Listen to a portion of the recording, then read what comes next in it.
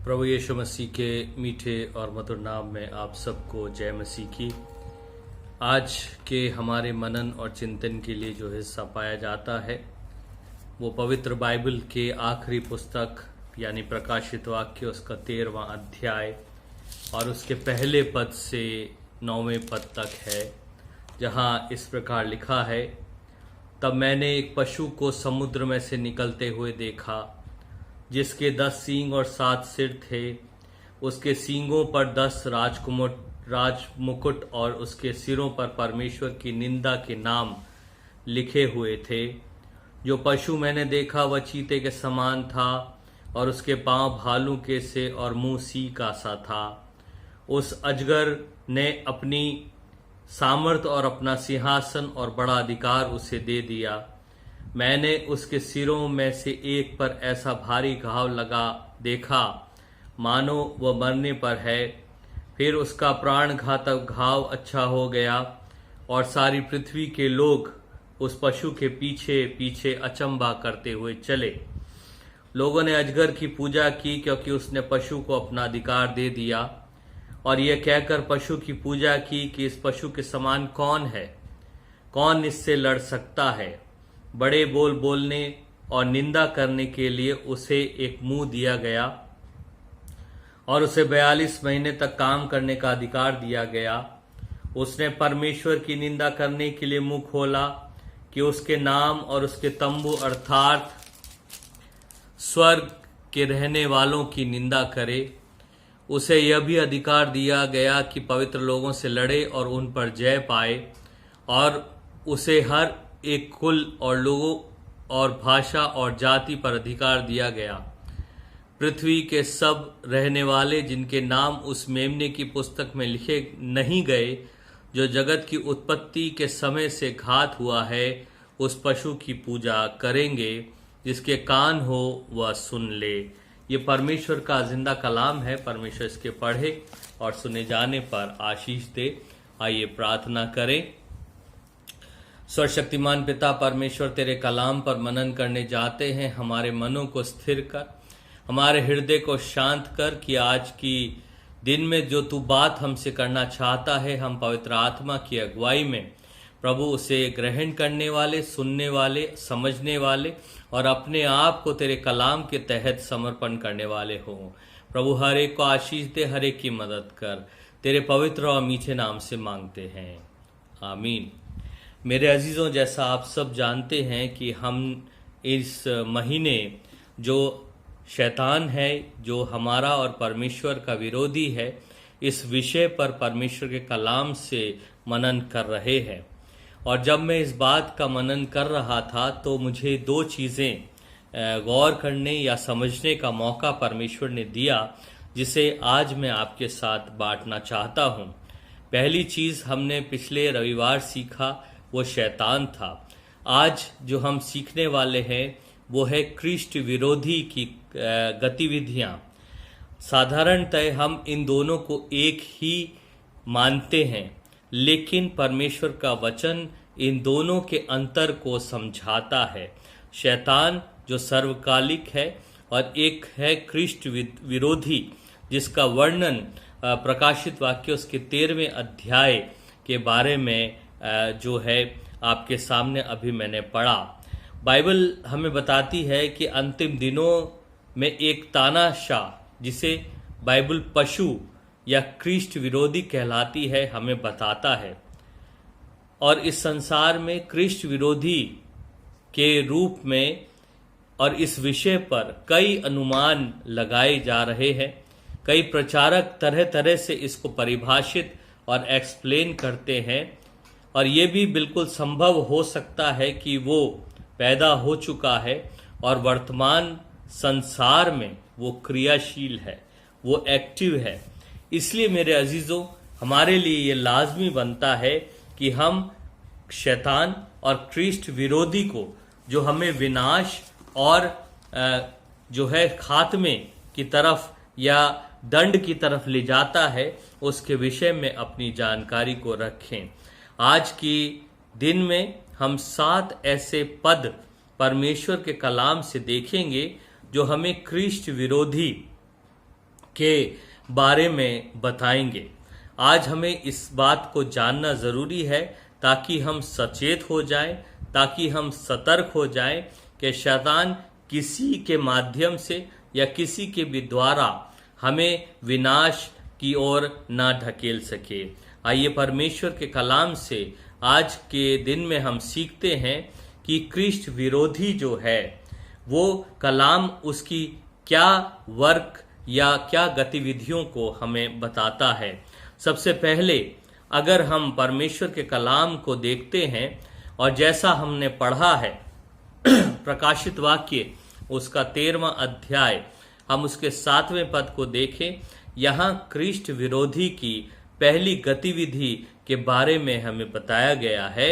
मैं आपके सामने पढ़ता हूं। यहाँ पर लिखा है, उसे यह भी अधिकार दिया गया है कि पवित्र लोगों से लड़े और उन पर जय पाए। पहली चीज जो ख्रीष्ट विरोधी है उसके बारे में परमेश्वर का कलाम हमें ये बताता है कि उसका काम, उसकी गतिविधि यही है कि वह पवित्र जनों के विरुद्ध लड़ता है। आज हम अपने जीवन को जैसे जैसे परमेश्वर के कलाम, परमेश्वर की आज्ञाओं के पालन में बिताना चाहते हैं, हम देखते हैं कि हमें कई तरह के विरोध, कई तरह की लड़ाइयों का सामना करना पड़ता है। ये लड़ाइयाँ शारीरिक भी हो सकती हैं, मानसिक भी हो सकती हैं, बौद्धिक भी हो सकती हैं, आर्थिक भी हो सकती हैं, और इसके पीछे जो परमेश्वर का कलाम बताता है वो पशु या ख्रीष्ट विरोधी है, वो एंटी क्राइस्ट है जिसे परमेश्वर के कलाम ने हमें आज बताया है।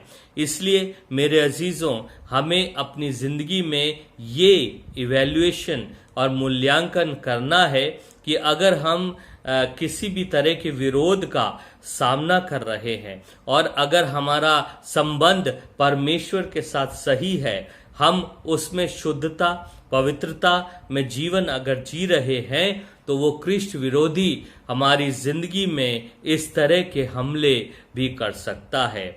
आज हम देखते हैं कि बहुत से जीवन हैं जो इस ख्रीष्ट विरोधी के सामने समर्पण कर देते हैं, सरेंडर कर देते हैं। वो पहचान नहीं पाते कि ये क्या है जो हमारे जीवन में हमें डिस्टर्ब कर रहा है, लेकिन परमेश्वर की पवित्र आत्मा उपलब्ध है, परमेश्वर का अनुग्रह उपलब्ध है कि हम आज इस एंटी क्राइस्ट या ख्रीष्ट विरोधी को परमेश्वर के कलाम से जान सकें। तो पहली चीज हमने ख्रीष्ट विरोधी की गतिविधि के रूप में जो जानी है वो ये है कि वो पवित्र जनों से लड़ता है। यानी जो लोग परमेश्वर के भय और परमेश्वर के विश्वास और समर्पण में अपने जीवन को जीते हैं, ये ख्रीष्ट विरोधी उनके खिलाफ खड़ा होता है। आज हमें सतर्क रहना है। दूसरी चीज, अगर हम देखें परमेश्वर के कलाम में, तो वहां पर लिखा है, इसी पद में हमें देखने को मिलेगा कि वो पवित्र लोगों से लड़े और उन पर जय पाए, और उसे हर एक कुल और लोग और भाषा और जाति पर अधिकार दिया गया है। यहाँ पर दूसरी चीज है जो परमेश्वर का कलाम बताता है कि उसे जो है सब लोगों पर अधिकार प्राप्त है। हम इस बात को समझ सकते हैं, इस बात को जान सकते हैं कि हम अगर मसीह में हैं तो केवल हमारे पे ही ख्रीष्ट विरोधी जो है वो हमला नहीं करेगा या हमारी जिंदगी में ही वो क्रियाशील नहीं रहेगा, लेकिन शैतान के द्वारा उसे सारे कुल, सारे लोगों पर अधिकार दिया गया है कि वो उनसे लड़ेगा और उन पर जय पाएगा, वो उन पर जय पाएगा। मेरे अजीजों, इसलिए आज के दिन में हमें इस बात को जान लेना है कि हमारा विरोधी यानी ख्रीष्ट विरोधी कौन है, जो हमें परमेश्वर के उद्धार, परमेश्वर के प्रेम और क्षमा से दूर ले जा सकता है और हमें शैतान की बंधुआई में, मौत के पंजे में जो है वो हमें फंसा सकता है। इसलिए हमें सचेत और सचेत होने की आवश्यकता है। इसलिए आज हम इस तृतीय रविवार में अक्टूबर महीने के शैतान और उसके साथी यानी ख्रीष्ट विरोधी के बारे में अपने मनन को और अध्ययन को कर रहे हैं, जिसे हमें जानना जरूरी है। पहली चीज, ख्रीष्ट विरोधी जो है वो पवित्र जनों के विरुद्ध लड़ता है। दूसरा, उसके काम ये है कि उसे सब लोगों पर अधिकार प्राप्त होगा या प्राप्त है।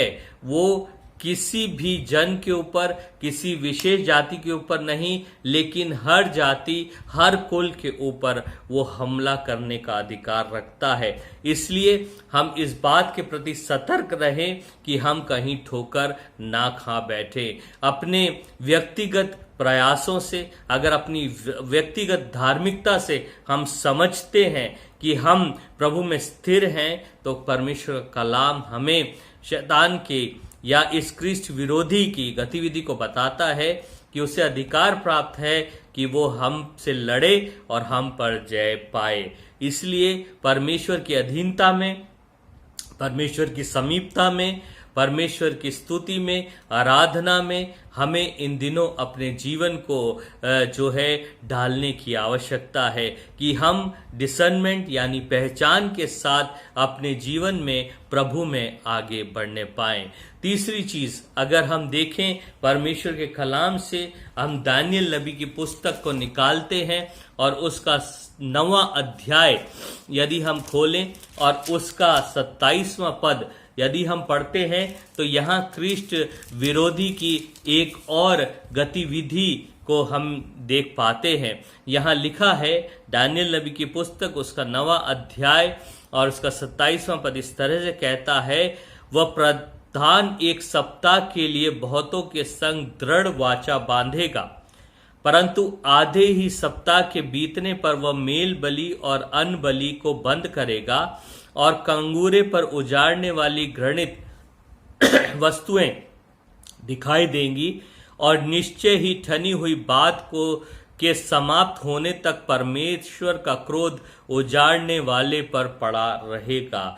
ये तीसरी गतिविधि है जो ख्रीष्ट विरोधी के बारे में परमेश्वर का कलाम बताता है।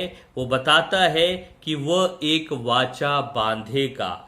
वो चाहे विनाश की वाचा हो, चाहे वो झूठ और भ्रम की वाचा हो, लेकिन जो ख्रीष्ट विरोधी है वो एक वाचा बांधेगा, लेकिन उस वाचा को वो पूरा नहीं करेगा, अर्थात वो झूठी वाचा होगी। आज हम अपने चारों ओर देख लें, कई लोग हैं ऐसे जो ख्रीष्ट विरोधी की तरह आचरण करते हैं। वो हमसे इस बात का वायदा करते हैं, इस बात का भरोसा हमें दिखाते हैं या दिलाते हैं कि हम आपके साथ हैं, हम परमेश्वर के साथ हैं, लेकिन जब आवश्यकता होती है तो वही लोग पलटकर परमेश्वर और विश्वासी लोगों के विरुद्ध खड़े हो जाते हैं, अर्थात शैतान के हाथों वो अपनी जिंदगी को बेच देते हैं। इसीलिए मेरे अजीजों, हमें मूल्यांकित करना है, हमें इवैल्यूएट करना है अपने आप को कि हम किस तरफ हैं, या हम शैतान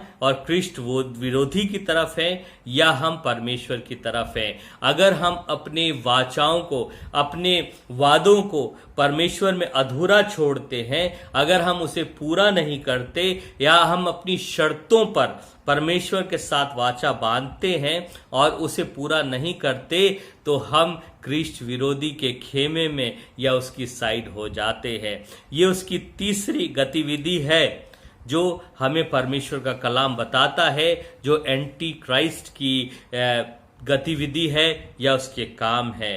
पहली चीज हमने परमेश्वर के कलाम से जो देखी वो ये देखी कि जो ख्रीष्ट विरोधी है वो पवित्र जनों के विरुद्ध लड़ता है।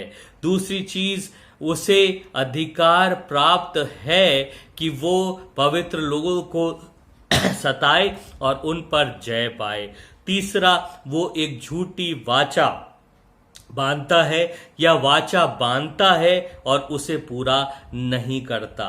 अपनी जिंदगियों को जांचें कि कहीं हमारे अंदर शैतान इस क्रिस्ट विरोधी आत्मा के माध्यम से तो कार्य नहीं कर रहा। अगर कार्य कर रहा है तो आज हमें शैतान का सामना कर उसे दूर भगाने की आवश्यकता है। चौथी चीज, अगर हम देखें क्रिस्ट विरोधी की एक्टिविटी जो है वो परमेश्वर के कलाम में हमें देखने को मिलती है। दूसरा थिस्सलुनीकियों, हम परमेश्वर के कलाम से निकालें दूसरा थिस्सलुनीकियों और उसका 2 अध्याय और उसका 4 पद। इसे हम देखें, यहां लिखा है, जो विरोध करता है और हर एक से जो ईश्वर या पूज्य कहलाता है अपने आप को बड़ा ठहराता है, यहां तक कि परमेश्वर के मंदिर में बैठकर अपने आप को ईश्वर ठहराता है, वो क्रिस्ट विरोधी की आत्मा से ग्रसित है। मेरे अजीजों, ऐसा नहीं है कि वो पशु या जो क्रिस्ट विरोधी है वो शारीरिक रूप से आएगा। कई बार वो इस आत्मा को हमारे अंदर डाल देता है और परमेश्वर की जगह वो स्वयं को स्थापित कर देता है। आज अगर हम कलीसियाओं की हालत को देखें, अगर हम चर्चिस की हालत को देखते हैं, तो कई ऐसी कलीसियाएं और प्रभु के चर्च हैं जहां पर प्रभु का स्थान जो है वो नीचा कर दिया गया है। लोग जो है वो अपने आप को प्रधान और ईश्वर के स्थान पर रखे हुए हैं। वहां परमेश्वर की नहीं लेकिन स्वयं की जो है वाहवाही और स्वयं की पोजीशन के दृढ़ता की बात जो है की जाती है। वहां परमेश्वर का आदर नहीं होता, लेकिन वहां पर अपने आदर की बात या मंशा को ही रखा जाता है, जो कि क्रिस्ट विरोधी की गुणों को, उसकी गतिविधियों को हमें बताती है। इसलिए आज हमें पहचानना है, अगर परमेश्वर हमारे घर में, हमारे जीवन में, हमारी कलीसिया में, हमारे चर्च में अगर उचित स्थान नहीं पाता, तो क्रिस्ट विरोधी की आत्मा प्रबल तरीके से वहां पर क्रियाशील होती है। मेरे अजीजों, आज सतर्क और सचेत होने की आवश्यकता है कि कहीं शैतान हम पर हमला ना करे और हमें तहस नहस ना करे। अभी तक हमने क्रिस्ट विरोधी और उसकी आत्मा की 4 गतिविधियों को देखा है। पहली चीज, वो पवित्र जनों के विरुद्ध लड़ता है। कोई भी अच्छे काम को वो होने नहीं देता, कोई भी वो आत्मिक काम को, परमेश्वर के आराधना को, वचन को, बाइबल स्टडी को नहीं होने देता। वो लड़ता है और परमेश्वर की कलीसिया को कमजोर करता है। दूसरा, वो उसे अधिकार है कि वो किसी भी तरीके से हमें कष्ट में डालकर हमें दबा सकता है। तीसरा, वो झूठी वाचा हमसे बांध सकता है। चौथा, वो मंदिर में या परमेश्वर के घर में स्वयं को ऊंचा रखता है और परमेश्वर को नीचा दिखाता है। वो क्रिस्ट विरोधी के बारे में परमेश्वर का कलाम हमें बताता है। 5वीं चीज, अगर हम देखें, फिर हम निकालें प्रकाशित वाक्य उसका 13वां अध्याय और उसका 6 पद, वहां हमें देखने को मिलेगा जो क्रिस्ट विरोधी है उसकी क्या गतिविधि है। वहां लिखा है, उसने परमेश्वर की निंदा करने के लिए मुंह खोला और उसके नाम और उसके तंबू अर्थात स्वर्ग के रहने वालों की निंदा करे। ये क्रिस्ट विरोधी का जो है वो 5वां कार्य होता है कि वो परमेश्वर की निंदा करता है। वो परमेश्वर की निंदा करता है, अर्थात परमेश्वर को ठट्टों में उड़ाता है। आज हम देखें, आज हमारे जीवन से, हमारे सोच से, हमारे वचन से, हमारे कर्म से ये कार्य कई बार हो जाते हैं। हम इस दुनिया के तौर तरीकों में कई बार परमेश्वर की निंदा कर बैठते हैं। मेरे अजीजों, हमें इस बात के लिए सतर्क और सचेत होना है कि हम अपने मुंह से परमेश्वर की निंदा ना करें और कृष्ण विरोधी के आगे समर्पण ना करें। मेरे अजीजों, परमेश्वर जो वफादार है, परमेश्वर जो सर्व सामर्थी और सर्वयोग्य परमेश्वर है, उसने हमें अपने बेटे के लहू के द्वारा खरीदा है। वो ये नहीं चाहता कि हम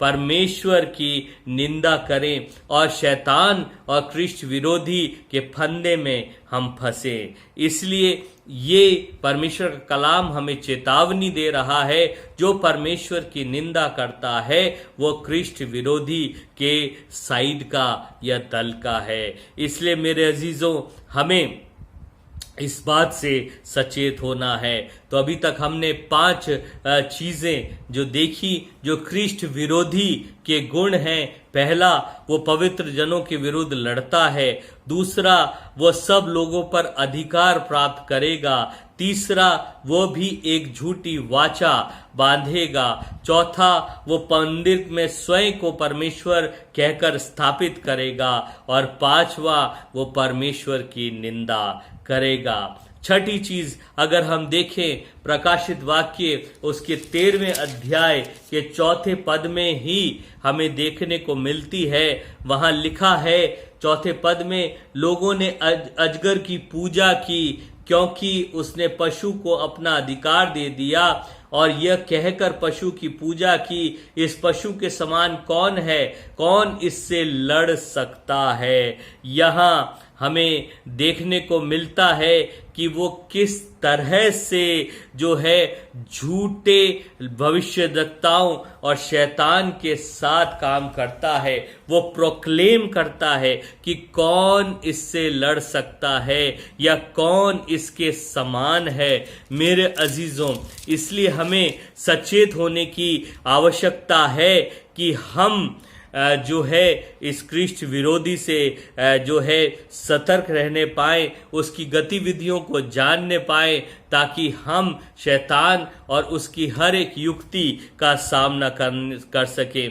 आज कितने प्रचारक हैं, आज कितने ही लोग हैं जो इस बात को प्रोक्लेम करते हैं कि हम परमेश्वर की ओर से भविष्यद्वक्ता है, हम प्रॉफिट हैं, हम ये हैं, हम वो हैं, और उनके कार्य केवल निजी स्वार्थ को पूरा करना होता है। मेरे अजीजों, ये कृष्ण विरोधी की सेना है जो अलग अलग तरीके से काम करती है। इसलिए परमेश्वर की पवित्र आत्मा हमारी अगुवाई करती है कि हम जांचें, हम जान लें उसकी गतिविधियों को और अपने आप को हम सही मार्ग पर ले आए। इसलिए मेरे अजीजों, इस महीने में जब हम इस विषय को अलग अलग दृष्टिकोण से डील कर रहे हैं, तो हमें प्रभु के साथ साथ अपने विरोधी को जानना भी जरूरी है, क्योंकि कलाम इस बात को कहता है कि बिना तैयारी के हम उसका सामना नहीं कर पाएंगे, हम बिना पहचान के उसका सामना नहीं कर पाएंगे,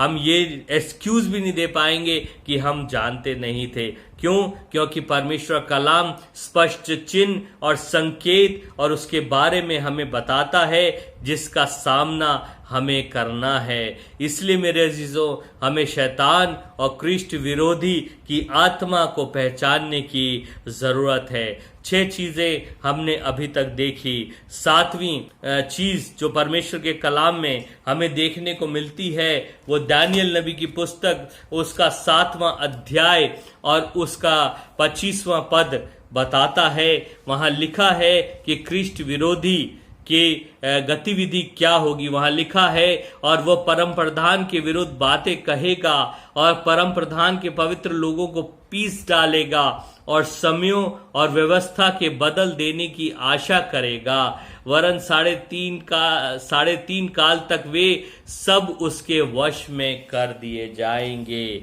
यहाँ जो है परमेश्वर का कलाम स्पष्टता से हमें जो कृष्ण विरोधी है उसकी गतिविधि को बताता है कि वो परमेश्वर के लोगों यानी पवित्र जनों को भी बंदी बनाएगा। वो व्यवस्था क्या लिखा है, समूह और व्यवस्था को बदल देने की आशा करेगा और वो इसे पूरा करने के लिए सभी हथियार जो है अपनाएगा। आज हम देखते हैं परमेश्वर के वचन को अगर हम पढ़ते हैं तो इस बात को हम समझ सकते हैं। आज बहुत से विचार हैं, बहुत से व्यक्ति हैं जो पुरानी परंपराओं, पुराने विश्वास की जीवनों को बदलने की बात कहते हैं, एक नया तरीका हमारे सामने रखते हैं। वो तरीका जो पहले हमें अच्छा लगता है लेकिन बाद में हम उसके वश में चले जाते हैं, हम उसके दासत्व, उसकी बंधुआई में चले जाते हैं और परमेश्वर से दूर हो जाते हैं। इसलिए मेरे अजीजों, आज के दिन में परमेश्वर चाहता है कि हम इस ख्रीष्ट विरोधी की इन 7 गतिविधियों को अपनी जिंदगी में एक बार परमेश्वर के कलाम से जांच लें, जान लें, ताकि हम परमेश्वर के विश्वास में, वचन में, समर्पण में स्थिर हो सके। 7 बातें हैं जो आज हमने मनन के माध्यम से सीखी है, जो ख्रीष्ट विरोधी के संबंध में संबंधित है। पहली चीज, वो पवित्र जनों के विरुद्ध लड़ता है, उसे सब लोगों पर अधिकार दिया गया है। तीसरी, वो झूठी वाचा बांधता है। चौथी, वह परमेश्वर के घर में अपने आप को परमेश्वर कहकर स्थापित करता है। पांचवा, वो परमेश्वर की निंदा करता है। छठा, वह शैतान और उसके झूठे भविष्यद्वक्ताओं के साथ कार्य करता है। और सातवां, वो पवित्र जनों को बंदी बनाएगा। ये प्रोसेस अभी चल रहा है, इसलिए हमें परमेश्वर के कलाम और उसकी उपस्थिति में अपने आप को मजबूत करने की आवश्यकता है। आइए अपने सरों को झुकाएं और प्रार्थना करें कि परमेश्वर हमें डिसर्निंग या पहचान की आत्मा दे कि हम शैतान और ख्रीष्ट विरोधी की आत्मा और उसको जान सके और उसका सामना करने पाए। आइए प्रार्थना करें। सर्वशक्तिमान पिता परमेश्वर, हम तेरा धन्यवाद करते हैं कि तूने प्रभु अपने कलाम के माध्यम से आज हमें सिखाया कि प्रभु ख्रीष्ट विरोधी के क्या काम हैं जो हमारे जीवन को प्रभु तुझसे दूर ले जाते हैं, हमें मौत और प्रभु शैतान की बंधुआई में पहुंचा देते हैं। हम सब जितनों ने प्रभु ये ग्रहण किया है, सुना, देखा है, प्रभु समझने की कुव्वत अता फरमा। प्रभु हम जानते हैं कि हम इंसान हैं, सीमित हमारी बुद्धि, सीमित हमारा ज्ञान, सामर्थ और सोच है। इसलिए प्रभु तू हमें बुद्धि दे, हमें ज्ञान दे, हमें अगुवाई दे कि प्रभु हम तेरे कलाम को समझने पाए। प्रभु इस समय सभी गमज़दा लोगों के लिए प्रार्थना करते हैं। हाँ प्रभु, जिनके प्रियजन पिछले सप्ताह प्रभु इस दुनिया फानी से रहलत कर गए, प्रभु तेरी शांति जो सारी समझ से परे है उनके दिलों और ख्यालों को सुरक्षित रखे। हम प्रार्थना करते हैं सभी बीमारों के लिए, प्रभु अपने शिफा भरे हाथ को बढ़ा और चंगाई दे कि प्रभु तुझ में हर एक बीमार चंगाई को हासिल करे और तेरे नाम को प्रभु धन्यवाद दे सके। हम अपने कलीसिया के सभी बीमारों को तेरे हाथों में सौंपते हैं, जिन्हें हम जानते और जिन्हें हम नहीं भी जानते हैं। प्रभु हर एक को प्रभु तू शिफा दे। अब हमारे देश पर प्रभु तेरी करुणा, तेरा अनुग्रह, तेरी शांति बनी रहे। प्रभु हमारे देश की हर एक रिस्पॉन्सिबल अथॉरिटी, प्रभु हमारी गवर्नमेंट, चाहे सेंटर की हो चाहे स्टेट की हो, हर एक को प्रभु तू ज्ञान बुद्धि से परिपूर्ण कर कि प्रभु इस देश को एक उज्जवल भविष्य की ओर प्रभु वो ले जा सके। हाँ प्रभु तू हमारे साथ हो इस महामारी के काल में। प्रभु तेरा अनुग्रह, तेरी चंगाई, तेरी सुरक्षा हमारे साथ बंधी रहे। हाँ प्रभु, हम अपने आप को तेरी सुरक्षा में देते और सारा आदर, महिमा, सारा गौरव तुझे देते हैं और इस विनती को तेरे बेटे हमारे उद्धारकर्ता प्रभु यीशु मसीह के नाम से मांगते हैं, आमीन। अब हमारे प्रभु यीशु मसीह का अनुग्रह, पिता परमेश्वर का प्रेम और पवित्र आत्मा की संगति और सहभागिता हम सब के साथ अब से लेकर हमेशा तक होती रहे, आमीन। परमेश्वर आप सबको आशीष दे।